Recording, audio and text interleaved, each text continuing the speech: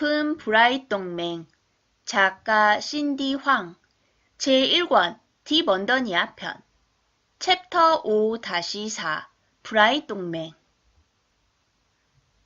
꽃밭이 끝나고 그들은 나무가 빽빽히 들어선 숲길로 들어섰다. 히든버그는 한층 더 날카로운 눈빛으로 일행들을 특히 수진을 향하여 단단히 주의를 주었다. 숲은 보기보다 위험한 곳이니 정신 바짝 차리렴. 그러나 몇 시간째 걸어가도 아무 일도 일어나지 않았다. 우거진 나무 덤불이 병풍처럼 둘러져 있고 물이 흐르는 계곡이 나타나자 지원은 일행들을 불러 잠시 쉬어가자 제안했다. 히든버그의 눈끝이 칙 찍혀 올라가더니 목소리를 높였다. 멈추지 말고 계속 가야 하오. 숲에선 밤이 일찍 찾아오잖소. 잘 알지만 수진이 너무 힘들어해서요. 어차피 점심 먹을 때도 됐잖아요. 따로 그의 승낙이 필요 없다는 듯 지원은 바구니에서 돗자리를 꺼내 바닥에 깔고 그 위에 점심을 차리기 시작했다. 음식을 보자마자 이안은 어디론가 사라졌고 나머지 3명이서 식사를 했다. 식사가 거의 끝나갈 때쯤이었다. 갑자기 바닥에 놓인 컵들 안의 수면이 여러 번 물결쳤다. 처음엔 별 대수롭지 않게 여겼다. 그러다 컵들이 옆으로 쓰러지는 것을 보고 그들은 이상한 느낌을 받았다. 이어 접시들과 그들의 몸뚱이도 마구 흔들리기 시작했다. 지진이다! 겁에 질린 지원이 고함을 지르며 벌떡 일어섰다. 히든버그의 고개가 갸우뚱해졌다. 아니야, 이건 지진이 아니야. 뭔가 다른데? 땅바닥에서 울리는 진동이 점점 강해짐에 따라 그들은 똑바로 서 있기조차 쉽지 않았다. 어느새 곁으로 되돌아온 이안이 원숭이처럼 단숨에 나무를 타고 올라 주변을 살피었다. 그리고 다급한 목소리로 아래를 향해 마구 고함쳤다. 술록대야! 적어도 수십만 마리가 이리로 달려오고 있어! 어서 저리로 피해!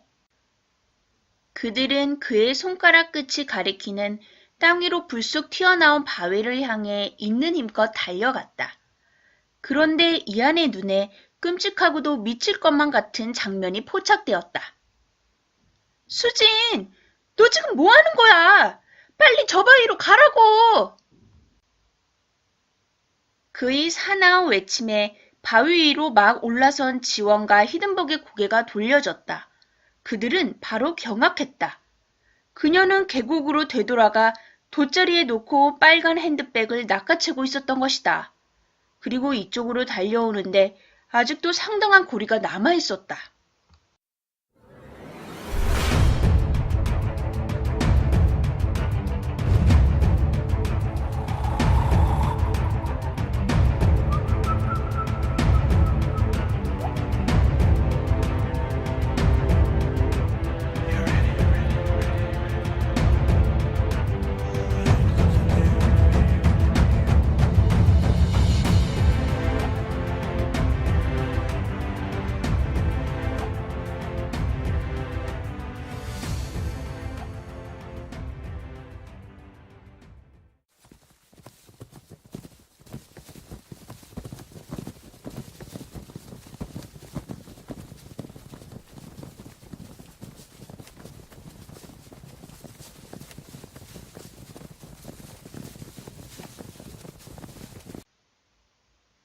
주위가 무섭게 흔들리고 땅이 갈라지는 듯 소음이 최고조에 달하던 순간 덤불 위로 커다란 뭔가가 타다닥 뛰어올랐다. 술록이었다. 엄청난 수의 술록대가 빠르게 달려나와 그녀를 추월했다. 무리 중간에서 달리던 그녀는 점차 힘이 빠지며 처지기 시작했다. 그러다 그만 돌부리에 걸려 넘어졌다. 뒤를 돌아보니 커다란 술록 한 마리가 그녀를 향해 무섭게 돌진해 오고 있었다. 그녀는 일어서려 했다. 그러나 아무리 해도 다리가 마비된 것처럼 전혀 움직일 수가 없었다. 그녀는 결국 모든 것을 포기한 채 두 눈을 감아버렸다. 이젠 끝이로구나. 엄마, 외할머니, 모두 안녕. 술록의 거친 숨소리가 피부 가까이에서 느껴지는 찰나 누군가가 자신의 허리를 잽싸게 낚아채 공중으로 부웅 올라갔다. 이안이었다. 그녀를 아는 채 그는 달리고 있는 술록의 등 위로 내려왔고 다시 점프를 하여 앞서 달리고 있는 술록의 등으로 옮겨 탔다. 그녀를 들고 있음에도 불구하고 그는 서커스 고개사처럼 한 번도 흔들리지 않으며 완벽한 균형 감각을 유지했다. 그렇게 10마리 정도의 등을 타고 넘어서야 드디어 바위에 도착할 수 있었다. 그 후에도 한참 동안 술록들은 씩씩거리는 숨소리를 내뱉으며 바위 주변을 무서운 속도로 지나쳐 갔다.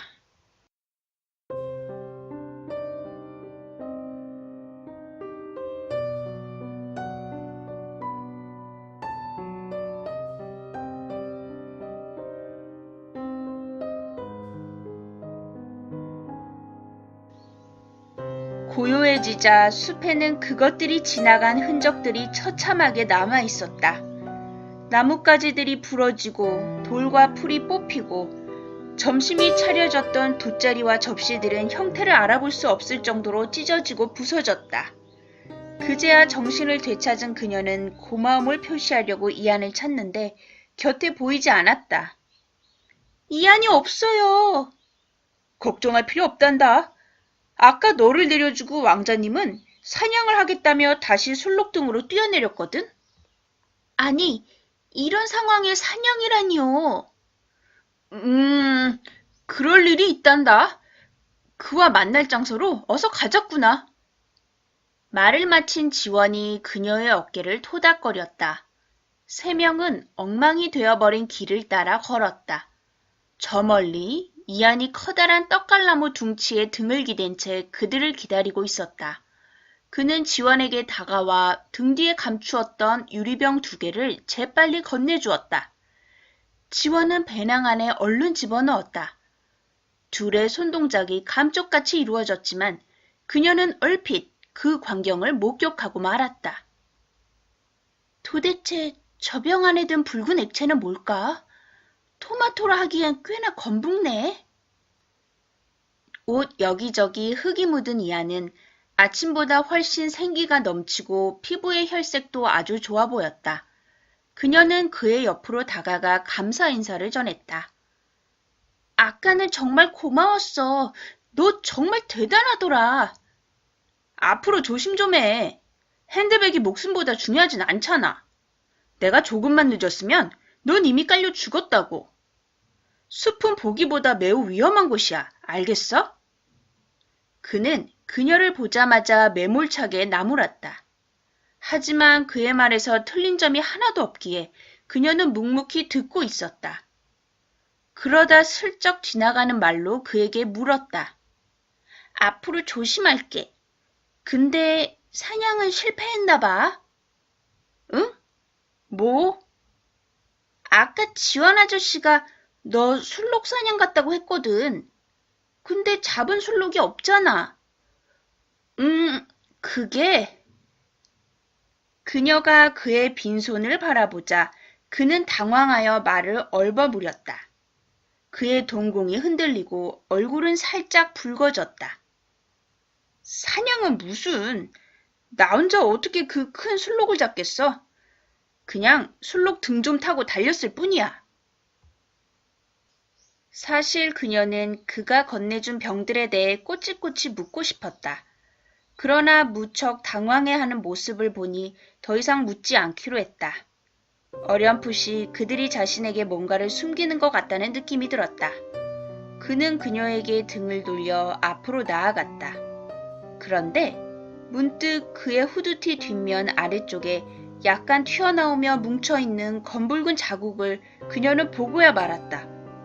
청바지에도 그런 자국이 군데군데 있고 흙이 막 엉겨 있었다. 그녀의 심장이 순간 바짝 조여들었다. 하지만 오늘따라 신경이 예민해진 거라 여기며 그녀는 일부러 시선을 다른 곳으로 돌려버렸다.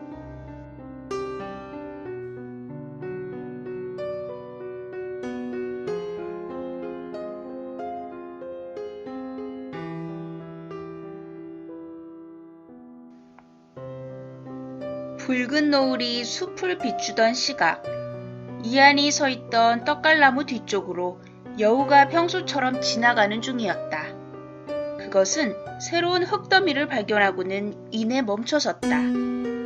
그곳을 파기 시작하는데 갑자기 흙이 와르르 무너져 내렸다. 용케 피한 여우의 눈에서 반짝 광채가 났다. 죽은 술록의 거대한 몸체가 통째로 튀어나온 것이다.